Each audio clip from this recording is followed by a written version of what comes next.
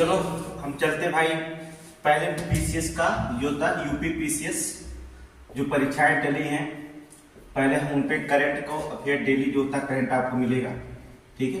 Daily current affair से एक video और हिस्ट्री का हमने सोचा कि अभी 3 मंथ में जो होता है पूरे पीसीएस का प्रीलिम्स जो होता है कंप्लीट कर दिया जाएगा करंट का, और यूपीपी का भी परीक्षा है, वनडे की भी परीक्षाएं इसमें जो होती शामिल की रहेगी। तो हमने कुछ करंट जो होता है मेन करंट आपको जो होता है देख रहे हैं कि जो सबसे इंपॉर्टेंट करंट है उन्हीं को हमने छांट कर जो था आपको सामने प्रस्तुत करेंगे। तो आप सिर्फ करंट को केवल नोट्स बनाएंगे, नोट्स बनाते ही क्या करेंगे उसको जो होता है एक बार पढ़ लेंगे, फिर इसके बाद ऑटोमेटिक करंट जो होता है आपको याद हो जाएगा। तो पहला एक ऑपरेशन चलाया गया जम्मू कश्मीर में जिसका नाम होता है कामधेनु ऑपरेशन। आप देख रहे होंगे, सुने होंगे पेपर में कामधेनु ऑपरेशन। इसका संबंध किससे है? इसमें जो होता है पशु तस्करी को रोकने के लिए जो होता है कि कामधेनु ऑपरेशन ये जम्मू में चलाया गया, याद रखिएगा जम्मू कश्मीर, ठीक है। जम्मू कश्मीर में ये चलाया गया है। इस पे क्या करेंगे, इसमें पशु तस्करी को रोकने के लिए और अवैध कार्यों को जो है पीछे इसका मास्टरमाइंड कौन है उसको कैसे निशाना बनाना है, इसी पर जो है कार्य किया जा रहा है सरकार के द्वारा। तो हमने इसको लेता बहुत इंपॉर्टेंट है कामधेनु ऑपरेशन, ये बहुत इंपॉर्टेंट है। ये समझ लीजिए कि आपका 5 स्टार का जो होता है मिला करके जो होता है जो क्वेश्चन है। इसमें मानव तस्करी को रोकने के लिए, आप इसे लाइन देखेंगे, मानव तस्करी को रोकने के लिए और अवैध कार्यों के पीछे इसका मास्टरमाइंड कैसा कौन है उसके निशाना बनाने के लिए हमने कामधेनु ऑपरेशन चलाया। प्रारंभ स्थल कहां पर है देखिए, जम्मू कश्मीर का पुलिस ने जो होता है जम्मू अर्थात सांबा और कठवा, वहां पर देखिए कठवा है, ठीक है, ये कठवा है, ठीक है, थोड़ा सा उसमें जो होता है कठवा लिखा गया है, ठीक है, ये कठवा है, ठीक है। कठवा का जो होता है घेराव किया गया है वहां पर, ठीक है। तो 2 जिले हैं, ठीक है, जम्मू कश्मीर की पुलिस ने जो था जम्मू और सांबा और कठवा जिलों को जो था घेराव किया है, वहीं पर जो था ऑपरेशन कामधेनु चलाया गया। तो आपको संबंध से भी याद रखेंगे कि ऑपरेशन कामधेनु किससे संबंधित है, तो पशु तस्करी को रोकने के लिए और अवैध कार्य में जो पीछे मास्टरमाइंड है उसको निशाना बनाने के लिए जो होता है ऑपरेशन क्या चलाया गया है, कामधेनु। मोस्ट इंपोर्टेंट है ऑपरेशन कामधेनु होता है, ठीक है। आगे देखेंगे नेक्स्ट करंट क्या होता है। एक अभ्यास शुरू किया गया है त्रिसेवा अभ्यास भारत शक्ति, आप सुने हो देखे होंगे त्रिसेवा, मोस्ट इंपोर्टेंट है भी त्रिसेवा भारत अभ्यास शक्ति। इसमें क्या किया गया देखेंगे, त्रिसेवा भारत अभ्यास शक्ति में इसका प्रारंभ स्थल कहां गया, जैसलमेर अर्थात पोखरण में, राजस्थान में। और पोखरण की इसलिए विख्यात है आपको पता है, भारत का परमाणु यहाँ पर जो होता है परमाणु परीक्षण होता है, परीक्षण स्थल स्थित है, ठीक है, परीक्षण स्थल स्थित है। जो ये यहाँ पर जितना भी परमाणु परीक्षण किया गया सब राजस्थान के पोखरण में ही किया गया। तो यहाँ पर जो था त्रिसेवा अभ्यास भारत शक्ति जो शुरू किया गया है, इसका प्रारंभ स्थल जो था जैसलमेर में अर्थात पोखरण में राजस्थान में किया गया। भाग कौन कौन से लिया, सबसे इंपॉर्टेंट चीज होता है कि भारत की तरफ से जो होता है इसमें भाग लेने वाले कौन कौन है, तो आप तो देखेंगे LCA तेजस, A11 MK4, ठीक है, LCH प्रचंड मोबाइल एंटीट्रोन, ये 3 जो होते हैं हमारे यहाँ तरफ से भाग लिए हैं, ठीक है। अब आपको बता दें कि राजस्थान के कुछ बारे में अगर जानना चाहते हैं देख लीजिए। अभ्यास सिर्फ ध्यान रखिएगा, भाग लेने वाले के नाम याद रखिएगा, LCA तेजस, L11 MK4 और LCH प्रचंड मोबाइल एंटीट्रोन, ठीक है। कहां पर हुआ था, जैसलमेर की पोखरण में अर्थात राजस्थान में हुआ था। तो यहाँ पर देखेंगे, अब राजस्थान की अगर हम चर्चा कर ले कि राजस्थान क्या है, राजस्थान की राजधानी आपको जयपुर है। जयपुर को क्या कहा जाता है, पिंक सिटी कहा जाता है, पता नहीं जयपुर को क्या जाता है, पिंक सिटी। और जयपुर को जो होता है पिंक सिटी कहा जाता है। वहां पर घूमने के लिए बहुत सारे स्थान है, आपके राज मंदिर मिल जाएंगे यहाँ पर, ठीक है। तो यहाँ पर जयपुर पिंक सिटी, इसके सीएम कौन है, भजनलाल शर्मा, सीएम कौन है, भजनलाल शर्मा है। राज्यपाल कौन है, कलराज मिश्र है, ठीक है। राजस्थान की स्थापना कब हुई थी, 30 मार्च 1949, ठीक है, 30 मार्च 1949 की इसकी स्थापना हुई थी, ये याद रखिएगा, बहुत इंपॉर्टेंट है, ठीक है। सीएम आप पूछ दिया गया, मिलान करने के लिए सीएम में पूछा गया है, आरोप में पूछा गया था सीएम के मिलान करने के लिए, इसलिए मोस्ट इंपॉर्टेंट है आरोप में सीएम के, इसलिए इसके राजधानी जो होता है जयपुर पिंक सिटी, ठीक है। जो होता है सीएम कौन है, भजनलाल शर्मा है। राज्यपाल कौन है, कलराज मिश्र है, ठीक है। यहाँ पर स्थापना कब हुई, 30 मार्च 1949 को राजस्थान की स्थापना हुई थी। राष्ट्रीय पार्क की चर्चा हम करते हैं, तो राष्ट्रीय पार्क कौन कौन से वहां पर है, जो राष्ट्रीय पार्क है अर्थात यहाँ पर देखेंगे मुकुंदरा हिल्स 2006 में मिला था, राष्ट्रीय मरु उद्यान 1992 में, केवला देव खाना राष्ट्रीय उद्यान 1981 में, ठीक है, विख्यात है। केवलादेव क्या है? विख्यात है। अर्थात केवलादेव घाना राष्ट्रीय उद्यान 1981, रणथंभौर राष्ट्रीय उद्यान 1980 और सरिस्का राष्ट्रीय उद्यान 1982। ये देखिए मिलान करने के लिए आ सकता है, ठीक है। यूपी में जो राष्ट्रीय उद्यान होंगे उनका डेट एक बताएंगे, ये मिलान करने के लिए देगा, तो यहाँ पर भी हम देखेंगे, ठीक है। तो मुकुंदरा देखिए पीसीएस में जो होता है आप देखेंगे ज्यादा से ज्यादा क्रम मिलान करने देता है। हमने उसके लिए एक अलग से वीडियो बनाया है कि कौन सी घटना कब घटी थी, उसका सन और उसका सब एक लाइन से बनाए हैं, जिससे कि आपको याद करने में बड़ा आसान हो जाएगा, ठीक है। तो हम उससे जो होता सॉल्व कराएंगे थोड़ी, ये तो करेक्ट है क्लास है, तो जब आपको हिस्ट्री पढ़ाया जाएगा तो उसमें सॉल्व करा दिया जाएगा। तो राष्ट्रीय पार्क याद रखेगा, मुकुंदरा हिल्स 2006, राष्ट्रीय मरु उद्यान 1992, केवलादेव घाना राष्ट्रीय उद्यान 1981, रणथंभौर राष्ट्रीय उद्यान 1980, सरिस्का राष्ट्रीय उद्यान 1982 में यहाँ पर राजस्थान में राष्ट्रीय पार्क है। अब देखिए क्या होगा, कुछ आप चर्चा में देखे होंगे कि चर्चा में नागरिकता संशोधन अधिनियम 2019 बहुत चर्चा में रहा, ठीक है। यहाँ से क्वेश्चन पूछा जाएगा, देखिए बार बार यहाँ से क्वेश्चन पूछा गया है और बार बार पूछा जाएगा, क्योंकि 1961 जो होता है 1961वां संविधान संशोधन जो था, सॉरी 1961 में एक संशोधन हुआ था, वहां पर भी जो होता जो नागरिकता संशोधन किया गया था कि 18 उसी एज को लेकर के डिफरेंट था कि 21 वर्ष से घटा करके 18 वर्ष कर दिया गया वयस्क का मताधिकार, ठीक है। तो वो बहुत बार क्वेश्चन पूछा गया था, इसलिए पीसीएस में यहाँ से क्वेश्चन 100% पूछा जाएगा। चर्चा में नागरिकता संशोधन अधिनियम कानून 2019 में क्या चर्चा में रहा, चर्चा में क्यों रहा, देखेंगे चर्चा में क्यों रहा। देखिए हिंदू, सिख, ईसाई, बौद्ध, जैन और फारसी समुदाय को अवैध प्रवासी नहीं माना जाएगा जो 31 दिसंबर 2000 पहले से आए हैं। कहने का मतलब होता है अगर 31 दिसंबर 2014 से पहले अगर आप भारत में आ चुके हैं तो आपको अवैध प्रवासी नहीं माना जाएगा। लेकिन इसके बाद 2014 के बाद अगर यहाँ पर आए हैं तो उन्हें जो होता है अप्रवासी माना जाएगा, ठीक है। ये एक जगह नहीं, इसे पूरे भारत में लागू कर दिया गया, ठीक है। पूरे भारत में मतलब 28 राज्य और 8 केंद्र शासित प्रदेश, कितना 28 राज्य 8 केंद्र शासित प्रदेशों में इसे क्या कर दिया गया, लागू कर दिया गया। 28 राज्य, ठीक है, पूरे भारत में लागू किया गया। कहा गया कि हिंदू, सिख, ईसाई, बौद्ध, जैन, फारसी सब समुदाय को जो होता है अवैध प्रवासी नहीं माना जाएगा। किसी को कोई भी धर्म का हो यहाँ पर किसी को भी हम अवैध प्रवासी नहीं मानेंगे, सभी लोग भारत के वासी हैं। परंतु कंडीशन ये है कि 31 दिसंबर 2000 पहले से आए हैं, ठीक है, इसे पूरे भारत में लागू कर दिया गया। अब अगर 31 दिसंबर 2014 के बाद आए हैं तो उन्हें क्या कर दिया जाएगा, अप्रवासी माना। इसे लागू किसने किया, गृह मंत्रालय, किसने किया, गृह मंत्रालय लागू किया, ठीक है। देखिए इसको लागू करने वाला कौन है, गृह मंत्रालय। अब देखिए उसका मुख्य उद्देश्य क्या था, मुख्य उद्देश्य था गृह मंत्रालय का जो मुख्य उद्देश्य था उसका एक ही उद्देश्य था मुख्य उद्देश्य में कि ये देखेंगे आपको अफगानिस्तान, पाकिस्तान और बांग्लादेश से आए अल्पसंख्यक समूह को देखना। इधर से ज्यादा सबसे आए थे, इधर से जो होता है 2014 पहले भी आए थे, बहुत ज्यादा इधर से आ चुके थे। बॉर्डर इनकी सीमा लगती है, ठीक है। बॉर्डर आपको पता है कि हमारे देश से जो होता है बॉर्डर सीमाएं किससे लगती है, एक बताया गया होगा बचपन में एमबीए का शौक था, एमबीए का शौक था, बचपन में एमबीए का शौक था। इसमें बताया गया होगा कि बी से होता है बांग्लादेश, ठीक है, और ची से होता है चीन, और प से होता है यहाँ से देखेंगे पाकिस्तान, ठीक है, और ना से जो होता है नेपाल, और माँ से दिखाएंगे तो म्यांमार हो जाएगा, और बा से देखेंगे तो भूटान हो जाएगा, और अ से देखेंगे तो ए से देखेंगे तो अफगानिस्तान हो जाएगा, अफगानिस्तान, ठीक है, अफगानिस्तान। अब यहाँ पर देखेंगे हमारा टारगेट था कि अफगानिस्तान से आए हुए प्रवासी, पाकिस्तान से आए हुए प्रवासी और बांग्लादेश की सीमा सबसे ज्यादा लंबी लगती है।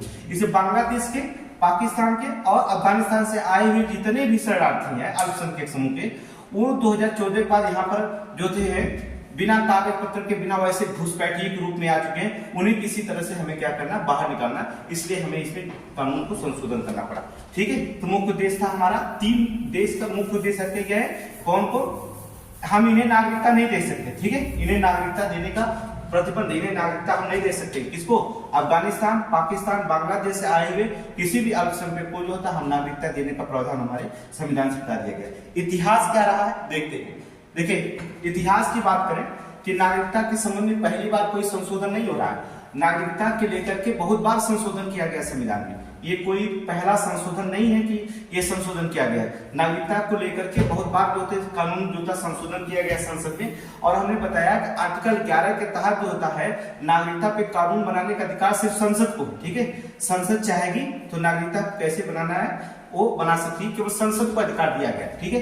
देखिए अभी आपको बताया है कि 10 में बताया कि बिना विधि से किसी व्यक्ति की नागरिकता नहीं छीनी जा सकती है, कि किसी व्यक्ति की नागरिकता छीनी जा सकती बिना विधि के, अर्थात बिना कानून के किसी भी व्यक्ति की नागरिकता नहीं छीनी जा सकती, ठीक है। अगर हमने आपको बताया है कि आर्टिकल 9 में हमने बताया था कि अगर कोई व्यक्ति स्वेच्छा से किसी देश की नागरिकता ग्रहण कर लेता है तो उसकी नागरिकता जो होती है स्वतः समाप्त हो जाती है, उसकी नागरिकता स्वतः क्या हो जाएगी, समाप्त हो जाएगी। तो यहाँ पर जो होता है नागरिकता के संबंध में बताया कि नागरिकता के संबंध में कानून संसद को मिली है, किसको मिली, आर्टिकल 11, ठीक है। देखिए आर्टिकल 11 में हमने आपको पढ़ाया था कि कानून बनाने का अधिकार संसद को दिया गया है नागरिकता में, और 5 से 11 तक अनुच्छेद 5 से 11 तक किसकी बात करता है, सिटीजनशिप, नागरिकता की बात करता है, ठीक है, नागरिकता की बात करता है, यहाँ पर नागरिकता की बात करता है। चलिए देखिए कि इसके पहले भी कानून संसद में जो होता है नागरिकता अधिनियम पारित हुआ था। अब आपको देखिएगा क्वेश्चन पूछेगा यहाँ से कि इनमें से कब कब संशोधन नहीं हुआ था, पीसीएस में पूछेगा या आरओ में पूछा जाएगा कि कब कब जो होता है नागरिकता में संशोधन नहीं हुआ था। डेट आपको याद रखना, सन 1955 में संशोधन हुआ, 1986 में हुआ, 1992 में हुआ, 2003 में हुआ, 2005 में हुआ, 2015 में हुआ, तथा अंतिम संशोधन 12 दिसंबर 2019 को नाम से जाना जाएगा। तो आपको अंतिम संशोधन याद रखना पड़ेगा, बहुत मोस्ट इंपोर्टेंट, अंतिम 12 दिसंबर 2019 को। और पहला संशोधन जो था कथन कारण में पूछा जाएगा, पहला संशोधन कब हुआ था, 1955 याद रखें। 1955 अधिनियम के तहत जो होता है नागरिकता 4 प्रकार से दी जा सकती है, 3 प्रकार से छीनी जा सकती है, ठीक है, नागरिकता, ठीक है। अब यहां देखेंगे हमने कहा कि जो नागरिकता है और पहला संशोधन 1955 में होता है, जबकि जो होता है 12 दिसंबर 2019 को जो होता है ये अंतिम संशोधन माना जाए अंतिम संशोधन 12 दिसंबर 2019 के नाम से जो होता जाना जाएगा। अब हम देखेंगे, ठीक है, ये नागरिकता याद रखिएगा, डेट बहुत इंपॉर्टेंट है, कब कब संशोधन हुआ। पहली बार संशोधन है आर्टिकल 11 अनुच्छेद 11 के तहत संसद को अधिकार दिया गया है कि नागरिकता पे कानून बना सकती है। तो नागरिकता पे कानून बनाने का अधिकार सिर्फ किसको है, संसद को है। अब देखेंगे नागरिकता के संबंध में कानून संसद को जो होता मिली है, इसलिए जो था पहले कानून संसद को जो होता हमने नागरिकता अधिनियम पारित किया। कब कब पारित किया, 1955 याद करिए, 1986, 1992, 2003, 2005, 2015 में, तथा अंतिम संशोधन जो होता है 12 दिसंबर 2019 के नाम से हम जाना जाएगा। अब देखिए भारत में प्राप्त करने की नागरिकता कैसी होती है, जैसे हमने कहा कि 5 प्रकार से नागरिकता ग्रहण कर सकते हैं 1955 अधिनियम के, और 3 प्रकार से नागरिकता को छीनी जा सकती है। 5 प्रकार से नागरिकता अधिनियम 1955 के तहत 5 प्रकार से नागरिकता ग्रहण की जा सकती है, 3 प्रकार से नागरिकता छीनी जा सकती है। देखिए प्राप्त करने के लिए क्या है, आप जन्म से नागरिक थे, अगर माता पिता में से कोई भी जो होता है अगर यहाँ पर जन्म लिए तो जन्म से नागरिकता है, अर्थात या तो संविधान लागू होने से पहले जो होता है अगर वो रजिस्ट्रीकरण या देशीकरण करा दिए होंगे तभी नागरिकता मानी जाएगी।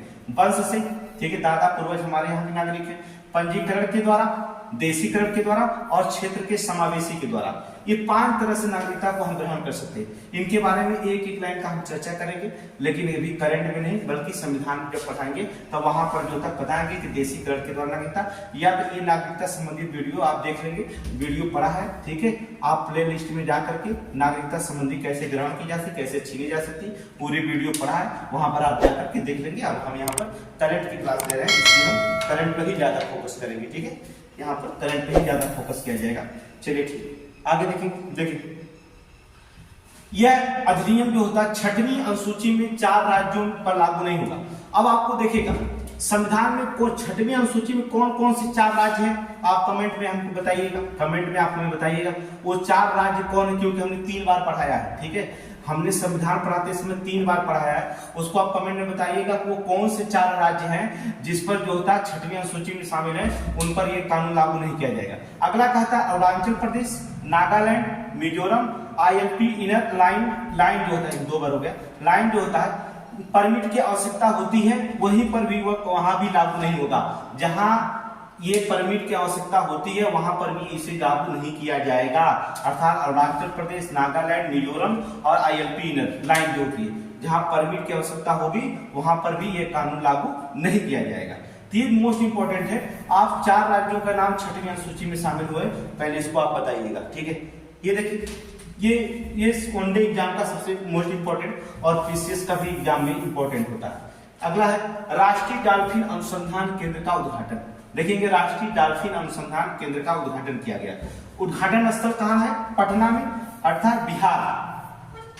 कहां पर? ज्ञान भवन, याद रखिएगा बिहार के ज्ञान भवन में उद्घाटन किया गया, अर्थात बिहार के ज्ञान भवन में इसका उद्घाटन किया गया है, अर्थात पटना के बिहार ज्ञान भवन में। और एशिया का पहला ऐसा जो होता है केंद्र बनाया गया है, राष्ट्रीय डॉल्फिन अनुसंधान केंद्र जो होता है।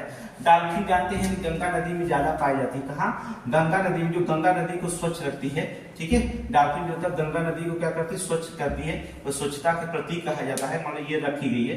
इसे जो होता है राष्ट्रीय जलीय जीव घोषित भी किया गया है, ठीक है। तो यहाँ पर जो होता है राष्ट्रीय डॉल्फिन अनुसंधान केंद्र बनाया गया है इसके रिसर्च के लिए, अर्थात उद्घाटन स्थल जो होता है आपके अर्थात पटना अर्थात बिहार के ज्ञान भवन में बनाया गया, ठीक है। और ये एशिया का पहला ऐसा होगा, एशिया का जो होता है ये पहला ऐसा होगा जो अनुसंधान केंद्र बनाया गया है, ठीक है। एशिया का ये पहला ऐसा है, ठीक है। इसके पहले नहीं हुआ था, ठीक है, कहीं बनाया गया था। इसमें देखिए उद्घाटन करता कौन उद्घाटन किए? देखेंगे उद्घाटन कौन किए? नीतीश कुमार जो बिहार के मुख्यमंत्री हैं, सीएम हैं। आपको पता है नीतीश कुमार जो था बिहार के सीएम हैं, ठीक है। इस केंद्र को बनाने में लागत कितनी की गई? अर्थात 30 करोड़ रुपए। लागत कितनी आई? 30 करोड़ रुपए जो होता है इसकी लागत आई है, ठीक है। लागत कितनी? 30 करोड़ आई। डॉल्फिन मैन किसे कहा जाता है? मोस्ट इंपॉर्टेंट क्वेश्चन है, 5 स्टार दीजिएगा, ठीक है, 5 स्टार दीजिएगा इसे, मोस्ट इंपॉर्टेंट क्वेश्चन है। ये यूपीपी में पूछा जाएगा, पीसीएस में पूछा जाएगा, आरओ में भी पूछा जाएगा, ठीक है। एक कथन ये कहां पूछा जाएगा? तर्क और कथन में पूछ देता है, लॉजिक में देता है कि डॉल्फिन मैन, आर.के. सिन्हा को डॉल्फिन मैन के नाम से जाना जाता है। तो डॉल्फिन मैन किसे कहा जाता है? आर.के. सिन्हा को। किसको कहा जाता है? आर.के. सिन्हा को जो होता है डॉल्फिन मैन कहा जाता है। मोस्ट इंपॉर्टेंट है, इसे याद रखिएगा 5 स्टार कि ये क्वेश्चन हमेशा दिमाग में रखिएगा कि डॉल्फिन मैन किसे कहा जाता है, अर्थात आर.के. सिन्हा को जो होता है डॉल्फिन मैन कहा जाता है, ठीक है। देखेंगे इसमें कुछ कथन है, जैसे कुछ कथन इसमें बता रहे हैं आपको कि क्या डॉल्फिन के बारे में आप जानते हैं, ठीक है। इसका इतिहास देख लेते हैं। गंगा डॉल्फिन की खोज 1801 में की गई थी, ठीक है। कब खोज की गई थी गंगा डॉल्फिन की? 1801 में। 1801 में गंगा डॉल्फिन की, ऐसा नहीं है, गंगा को डॉल्फिन को सुरक्षा के लिए अशोक काल में भी जो, तो 257 ईसा पूर्व में भी जो होता है ऐसा मिलता है इतिहास में कि अशोक ने जो होता है डॉल्फिन संरक्षण की बात कही थी 257 ईसा पूर्व। हो सकता पहले भी जानते थे, लेकिन इसकी खोज हमारे यहाँ 1801 में गंगा डॉल्फिन में की गई थी। निवास स्थान गंगा डॉल्फिन कहाँ पाई जाती है? मोस्ट इंपॉर्टेंट है, देखेंगे गंगा डॉल्फिन एशिया में कहाँ पाई जाती है? नेपाल, भारत और बांग्लादेश में। किस नदी में? गंगा, ब्रह्मपुत्र, मेघना और कर्णफुली, सांगू नदी, ठीक है। ये नदी के याद रखिएगा, देश का नाम याद रखिएगा, मोस्ट इंपॉर्टेंट है। अर्थात निवास स्थान कहाँ पाई जाती है? नेपाल, भारत, बांग्लादेश, गंगा, ब्रह्मपुत्र, मेघना और कर्णफुली अर्थात सांगू नदी। क्या नदी? सांगू नदी, तिब्बत के पास बहती सांगू नदी, ठीक है। तिब्बत मानसरोवर झील के पास वहां जाएंगे, सांगू नदी मिल जाएगी, ठीक है। भारत, बांग्लादेश, नेपाल, ब्रह्मपुत्र नदी, गंगा, ब्रह्मपुत्र, मेघना और कर्णफुली। इस समझिए गंगा, ब्रह्मपुत्र, मेघना एक ही नदियों का नाम है, बस राज्य में नाम रखा तो परिवर्तन कर दिया है, मिल गई आपस में, ठीक है। इन नदियों के बारे में चर्चा करेंगे तो बता देंगे आपको, ठीक है। यहाँ तो सिर्फ करंट का ध्यान रखेंगे। शामिल वन्य जीव अभ्यारण्य जो होता है संरक्षण अधिनियम 1972 के अनुसूची फर्स्ट में इसे शामिल किया गया, ठीक है, ठीक है। इसे वन्य जीव अभ्यारण्य संरक्षण, यह अभ्यारण्य नहीं होना चाहिए, यह हटा दीजिए, ठीक है। वन्य जीव संरक्षण अधिनियम 1972 के अनुसूची फर्स्ट में इसे शामिल किया गया, ठीक है। यहाँ अभ्यारण्य नहीं शब्द होना चाहिए, ठीक है, इसको हटाइए, गलत मिसप्रिंट हो गया है। अर्थात शामिल किया गया है वन्य जीव संरक्षण अधिनियम 1972 फर्स्ट अनुसूची में इसे जो रखा गया है, ठीक है। देखिए जलीय जीव हमने आपको बताया यूपीपी में जो होता है, यहाँ से पूछेगा कि ये जलीय जीव जो होता है, यहाँ देखिए जलीय जीव किस राज्य ने घोषित किया है? जलीय जीव अर्थात जलीय पशु कहते हैं, हाँ, जलीय पशु घोषित किया है, ये जलीय पशु के रूप में घोषित किया। कौन कौन राज्य ने? अर्थात असम और उत्तर प्रदेश, क्या है, जलीय पशु घोषित करेंगे, ठीक है। कौन किया है? यहाँ देखिए जलीय पशु घोषित किया है, कौन कौन है? अर्थात असम और उत्तर प्रदेश, ठीक है, उत्तर प्रदेश। ये यूपीपी का क्वेश्चन है, ठीक है। यहाँ देखेंगे यूपीपी का क्वेश्चन है, लॉजिक में जो होता है ये पीसीएस में भी और भी क्वेश्चन वहां से उठा सकता है। यहाँ से 20 को हम रखेंगे, ठीक है। जली ट्यूब अर्थात अभ्यारण्य स्थापित किया गया है कहाँ? भागलपुर। भागलपुर कहाँ पड़ता है? बिहार में। विक्रमशिला गंगा डॉल्फिन अभ्यारण्य स्थापित किया गया है। अब क्वेश्चन पूछा जाता है कि अगर डॉल्फिन से क्वेश्चन पूछा जाएगा, पक्का पूछा जाएगा, ठीक है, ये 4 स्टार का क्वेश्चन है। अब पूछा जाएगा कि भागलपुर में, बिहार में जो था विक्रमशिला गंगा डॉल्फिन, अर्थात यह पूछा जाएगा विक्रमशिला गंगा डॉल्फिन किस राज्य में स्थित है? बिहार में। कहां पर? भागलपुर में। कहां पर? भागलपुर में। क्वेश्चन पूछा जाएगा कि जो था विक्रमशिला गंगा डॉल्फिन किस राज्य में स्थित है? बताएंगे बिहार में। विक्रमशिला गंगा डॉल्फिन कहाँ है? भागलपुर में है। अर्थात किस राज्य का जलीय पशु घोषित किया गया है? असम और उत्तर प्रदेश का। किस राज्य का? असम और उत्तर प्रदेश का स्थापित किया गया, ठीक है। ये मोस्ट इंपोर्टेंट क्वेश्चन है, इसे जो होता है अपने दिमाग में बार बार रखेंगे, ठीक है। नोट्स बनाएंगे अच्छा से, डेली आपको करंट जो होता है अच्छी करंट आपको मिलते रहेंगे, ठीक है। करंट अफेयर की क्लास में जो होता है अच्छे देखेंगे। चुनाव संचालन अधिनियम 1961 में संशोधन किया गया। मोस्ट इंपोर्टेंट, जब भी चुनाव संशोधन में 1961 में संशोधन किया गया था, 1961 में संशोधन किया गया। और 1961 आपको पता है कि 1961 में संशोधन हुआ था, 28वां संशोधन हुआ था। क्या कहा गया था? उसमें बताया गया था जिस 21 वर्ष से मतदाता की उम्र 21 वर्ष से घटाकर क्या वर्ष कर दी गई थी? 18 वर्ष कर दी गई थी। मतदाता की उम्र घटा करके 18 वर्ष कर दी गई थी, इसलिए फिर संशोधन हुआ है। उसी 1961 संशोधन में हुआ है। क्या हुआ है? आप पहले उसके इतिहास के बारे में जानेंगे कि राष्ट्रीय मतदाता दिवस हम कब मनाते हैं? 25 जनवरी को। राष्ट्रीय मतदाता दिवस 25 जनवरी को मनाते हैं। क्यों मनाया जाता है मतदाता दिवस? इसलिए मनाया जाता है। क्यों मनाया जाता है? कि मतदान के बीच जागरूकता बढ़ाई जा सके, ठीक है। मतदान के बीच क्या करें? जागरूकता बढ़ाई जा सके, इसलिए जो होता हम राष्ट्रीय मतदाता दिवस के रूप में मनाते हैं। इसलिए मनाते हैं कि मतदाता में जो होता है जागरूकता बढ़ाई जा सके, अधिक से अधिक संख्या में जा करके जो होता है मतदान कर सके। इसलिए हर साल जो होता है, प्रत्येक वर्ष जो होता है 25 जनवरी को जो होता है हम मतदाता दिवस के रूप में मनाते हैं। 25 जनवरी को जो होता है मतदाता दिवस के रूप में मनाते हैं, क्योंकि जनता में हम क्या करें? जागरूकता बढ़ाई जा सके। क्या करें? जागरूकता बढ़ाई जा सके, इसलिए जो होता है इसे मतदाता दिवस के रूप में मनाया जाता है, ठीक है। मतदाता दिवस के रूप में मनाया जाता है। अब यहाँ पर हम देखेंगे क्या करेंगे, देखेंगे हमारे यहाँ 85 वर्ष थे, 85 वर्ष की आयु में जो होता है लगभग जो होता है मतदाता लगभग हमारे यहाँ मतदाता हैं, वो लगभग कितने हैं? अर्थात 1.8 करोड़ मतदाता हैं जिनकी उम्र 85 वर्ष से अधिक है। हमने यहाँ लिखा है कि 85 वर्ष से अर्थात मतदाता लगभग हमारे यहाँ 1.8 करोड़ करीब है। कितना? 1.8 करोड़ के लगभग 2 करोड़ मान लीजिए, ठीक है। लगभग कितना? 2 करोड़ मतदाता ऐसे होंगे, 142 करोड़ में 2 करोड़ मतदाता ऐसे होंगे जो मतदाता को जो तो रूप बदल सकते हैं। 2 करोड़ बहुत मायने रखती है, ठीक है। अगर एक जिले की जनसंख्या अगर 10 लाख 20 लाख 40 लाख है, एक संसद अगर चुन के आते हैं तो समझ लो 2 करोड़ में बहुत सारे 10 संसद आ सकते हैं अगर संशोधन सीट में किया जाए। लेकिन सीट में तो संशोधन किया नहीं जा सकता, लेकिन 2 करोड़ मतदाता तो चाहें तो बहुत कुछ बदल सकते हैं। इसलिए इनकी उम्र को लेकर के 85 साल की उम्र को लेकर के हमने इन्हें संशोधन करना सीखा।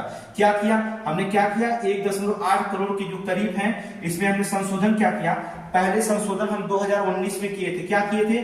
19 में पहली बार डाक मतपत्र की व्यवस्था की गई थी कि जो व्यक्ति नहीं आ सकता है वो अपने डाक के द्वारा जो होता है मतपत्र में जो होता है डाल करके वोट डाल सकता है, ठीक है। डाक के द्वारा जो होता है वोट डालने की सुविधा दी गई पहली बार 2019 में। मोस्ट इंपोर्टेंट क्वेश्चन है कि डाक में क्वेश्चन पूछा जा सकता है, पहली बार डाक मतपत्र की व्यवस्था कब की गई? 2019 में, क्योंकि इसमें संशोधन हुआ है। क्या हुआ है?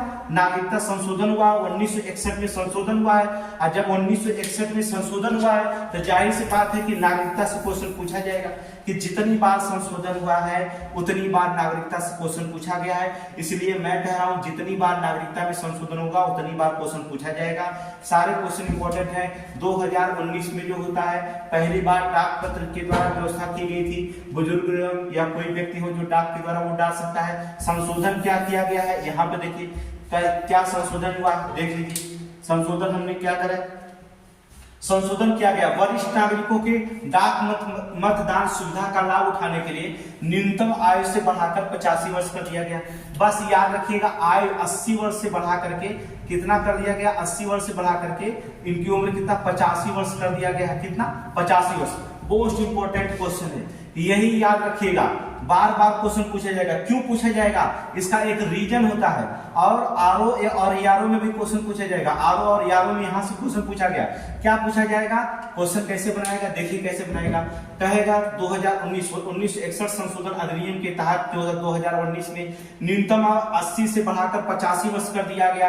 फिर दूसरा लॉजिक देगा कि पहला मतदान की न्यूनतम इतिहास में 61वां संविधान संशोधन अधिनियम 1988 के द्वारा 21 वर्ष से घटाकर उम्र 18 वर्ष कर दिया गया था। कथन ये बताएगा, कारण 2 बनाएगा। ये दोनों में लॉजिक पूछेगा। इसलिए जो होता है इतिहास में इसके देख लीजिए, हमने बताया क्या संशोधन करेगा कि 80 वर्ष से बढ़ा करके, कितना 80 वर्ष से बढ़ा करके 85 वर्ष कर दिया है। डाक पत्र के द्वारा संशोधन किया गया। ये डाक पत्र के द्वारा जो था अपने वोट को क्या कर सकते, वोट डाल सकते हैं। भारत में कुल मतदाता की संख्या कितनी है, 96.85 करोड़। याद रखिएगा, डेटा बहुत सही लिखिएगा। अब 142 करोड़ की जनसंख्या है। कह देंगे सर जी 142 करोड़ की जनसंख्या है तो और जनसंख्या की वोट नहीं डालेगी। भैया और जनसंख्या जो होगा 18 साल का है ही नहीं है। 18 वर्ष से कम वोटवा कहाँ डालेगी, तो नहीं डाल पाएगी। इसलिए 61वां देखेंगे। अब ये मत सोचिएगा विकल्प बजा सकता है कि विकल्प कहाँ बजा सकता है कि भारत में मतदाता की संख्या कितनी है, मतदाता की संख्या कितनी है, डाल दिया 142 करोड़ जनसंख्या, 135 करोड़ जनसंख्या, 189 जो होता है 32 करोड़ की जनसंख्या, या कह देगा कि 96 करोड़ 96.8685 करोड़ की जनसंख्या। कितनी मतदाता है। अब लड़के जो होता है 135 या 125 करोड़ 125 लिख देंगे। मोदी जी रोज 125 करोड़ देशवासी चिल्लाते हैं, हमने 125 मार दिया। नहीं जानेंगे 135 करोड़ मार दिया। जो चलाक रहेंगे प्रथम स्थान पे 142 करोड़ मार दिया। लेकिन जो पढ़े लिखे रहेंगे वो कहेंगे 96.85 करोड़ जनसंख्या मतदाता है। क्यों है, क्योंकि भैया 142 करोड़ की जनसंख्या में कितना 96.85 करोड़ जनसंख्या अगर क्या है आपके वयस्क हैं, ठीक है, तो उधर जो होता है अल्पआयु के हैं अर्थात वयस्क नहीं है, जिनकी उम्र 18 वर्ष से कम लोग वोट डाल नहीं सकते, इसलिए उन्हें मतदाता सूची में शामिल नहीं किया गया। मतदाता सूची में शामिल नहीं किया गया, इसलिए जो उनका अब इसलिए इंपॉर्टेंट हो जाता है। इंपॉर्टेंट इसलिए होता है, क्यों इंपॉर्टेंट होता है, क्योंकि यहाँ पर देखेंगे 80 वर्ष से बढ़ाकर 85 वर्ष कर दिया गया। भारत में कुल मतदाता इतना है। अब इंपॉर्टेंट यहाँ से बनता है क्वेश्चन। आपको पता है कि यहाँ से बहुत सारे क्वेश्चन बनाया गया है। मतदान की न्यूनतम आयु का इतिहास में बनाया गया कि पहले 18 वर्ष से 21 वर्ष कर दी गई थी। ये हमने पता, आपको हर एक एग्जाम में पूछा गया है 18 से 21 वर्ष मतदान जो होता है। 18 वर्ष की वजह 21 वर्ष थी, क्या थी, 18 वर्ष की जगह 21 वर्ष थी। लेकिन 61वां संविधान संशोधन के द्वारा 61वां संविधान संशोधन 1988 में जब हुआ तब 21 से उम्रिया घटा करके कितना कर दी गई, 18 वर्ष कर दी गई। पहले जो होता क्या होता था 1988 से पहले क्या होता था, जिसकी उम्र 21 वर्ष थी वही वोट डालता था। अब 1988 के बाद क्या हो गया, संशोधन हुआ, तब 21 वर्ष ना घटा करके 18 वर्ष कर दिया। भैया जो 18 साल को भी वोट डाल सकता है, जो 18 साल को भी वोट डाल सकता है। तो यहाँ क्वेश्चन बहुत बार क्वेश्चन पूछा गया है कि पहले 18 वर्ष की जगह 21 वर्ष थी। 61वां संविधान संशोधन 1988 के द्वारा 21 वर्ष से घटा करके 18 वर्ष कर दिया गया है। इसलिए जो होता है 2000 जो सीट लागू किया, नागरिकता संशोधन अधिनियम 2019 जो लागू किया है, उसमें जो बुजुर्ग आबादी है अर्थात है वह 80 वर्ष से जिनकी उम्र है उनको बढ़ा करके हमने क्या कर दिया, 85 वर्ष कर दिया है। तो इसलिए लॉजिक दोनों पूछेगा, जब यहाँ से पूछेगा, अभी तक यहाँ था संशोधन वही हुआ है 61वां ही 1961 ही संविधान संशोधन हुआ, ठीक है, तो वहां पर संशोधन वही किया गया था। तो अगला क्वेश्चन देख लीजिए, तो यहाँ भी क्वेश्चन बहुत इंपॉर्टेंट है। इसे अगला देखेंगे, बहुत इंपॉर्टेंट लाइन चली थी, इंदिरा गांधी प्यारी बहना सुख सम्मान निधि योजना। आप सुने होंगे इंदिरा गांधी प्यारी बहना सुख सम्मान निधि योजना। तो इसे तो बता दें, इसे जो था प्रियंका गांधी ने जो होता है इसका जो फार्मूला बनाया था, ये प्रियंका गांधी के द्वारा बनाया गया था, ठीक है, जो भी इसमें निर्णय लिया गया था प्रियंका गांधी के द्वारा, ठीक है। तो इसके प्रारंभकर्ता कौन है, ठीक है, हिमाचल प्रदेश। कौन सा राज्य, हिमाचल प्रदेश। हिमाचल प्रदेश जो होता है, यह इंदिरा गांधी प्यारी बहना योजना कहाँ चलाई गई थी, हिमाचल प्रदेश। कहाँ जलाई गई थी? हिमाचल प्रदेश में जलाई गई थी, हिमाचल प्रदेश में जलाई गई थी। सीएम कौन है? सुखविंदर सिंह सुक्खू है, सुक्खू है, सुक्खू नहीं है, अर्थात इनका नाम है सुक्खू, ठीक है, सुखविंदर सिंह सुक्खू, सुक्खू है, ठीक है। राजधानी क्या है? शिमला। ये सभी लोग जानते हो शिमला, ऐसा कि घूमने के लिए पहले अच्छा स्थान यही है और लोग अच्छे चुनते हैं, शिमला जाते हैं घूमने के लिए। आप भी जाएंगे, ठीक है, नौकरी करेंगे तो, अर्थात यहाँ शिमला हो गया, ठीक है। स्थापना कब हुई थी? अर्थात हिमाचल प्रदेश कब बना था? 25 जनवरी 1971 को। कब बना था? 25 जनवरी 1971 को जो होता है बना था, ठीक है, 25 जनवरी 1971 को बना था। राज्यपाल कौन है? राज्यपाल देखेंगे शिव प्रसाद शुक्ल है। कौन है? शिव प्रसाद शुक्ल है, अर्थात शिव प्रताप शुक्ल है, ठीक है। इनका उद्देश्य क्या होता है? उद्देश्य देखेंगे क्या है, अर्थात महिला को सशक्त बनाना। क्या महिला को सशक्त बनाना होगा? देखिए उद्देश्य क्या है, अर्थात महिला को सशक्त बनाना। देखेंगे क्या किया गया इसमें, योजना में कैसे योजना का लाभ दिया जा रहा है, ठीक है, योजना का लाभ कैसे दिया जा रहा है। देखेंगे न्यूनतम आयु जो होता है 18 से 60 वर्ष की महिलाएं पात्र होंगी। कितना? जिनकी उम्र 18 से 60 वर्ष के बीच में होगी वही महिलाएं पात्र होंगी। उनको जो होता है, उनको जो था 1500 रुपया जो होता वो जीपा के रूप में, वो जीपा के रूप में जो होता है मिलेगा, ठीक है। और जो वो जीपा के रूप में मिलेगा, रूप में मिलेगा 1800। देखिए यह गलत लिखा गया, ठीक है, ये 1800 नहीं लिखना होगा, ये लिखिए 18, ठीक है, यहाँ लिखिएगा 18, ठीक है। 18 से अधिक आयु की बेटियों के लिए जो होगा वार्षिक रुपया जो दिया जाएगा वो 18,000 रुपया दिया जाएगा, ठीक है, 18,000 रुपया वार्षिक दिया जाएगा। 18 किसको दिया जाएगा? जिन बेटियों की उम्र जो होता है, बेटियों की 18 वर्ष से अधिक आयु की बेटियों को जो होता है वार्षिक रूप में जो होता है उसे वजीफा कितना दिया जाएगा? 18,000 रुपया दिया जाएगा, ठीक है। महिला सशक्त योजना बनाने के इसमें निर्माण होगा, अर्थात जो जिसका जो था 18 से, वो 1800 नहीं लिखा गया तो गलत हो गया है, 18 से लिखेंगे। 18 से अधिक आयु उम्र के, 18 से अधिक आयु उम्र की जो लड़कियां होंगी, बेटियां होंगी, उनको जो होता है सरकार 18,000 रुपए जो होता है वार्षिक रुपए जो होता है वजीफा देगी। लेकिन जो न्यूनतम 18 से 60 वर्ष की महिलाएं हैं वो जो होंगी 1500 रुपया जो होता है वजीफा के रूप में पात्र करने का हकदार होंगे। ये कितने लोगों को लक्ष्य बनाया गया है? तो बता दें कि 5 लाख महिलाओं को कवर करना। कितना? 5 लाख महिलाओं को इसको कवर करना है। कितने? 5 लाख महिलाओं को कवर करना है, ठीक है। तो देखिए आप डेली जो होता है आप करंट, बस इतना ही करंट है, डेली जो होता है आपको करंट है, अच्छे से अच्छे करंट मिलेंगे। आप जो होता है इस चैनल पे बने रहिए और अपने दोस्तों को चैनल उनको भी जो होता है ये नोट्स दे दिए, ठीक है। ये नोट्स बनाएं, अच्छा से अच्छा नोट्स बनाएं जिससे जो होता है यूपीपीसीएस, आरओ और भी जो वनडे एग्जाम है उन्हें बहुत जल्दी सफलता मिले, ठीक है। इसके बाद फिर मिलेंगे कल। Thank you.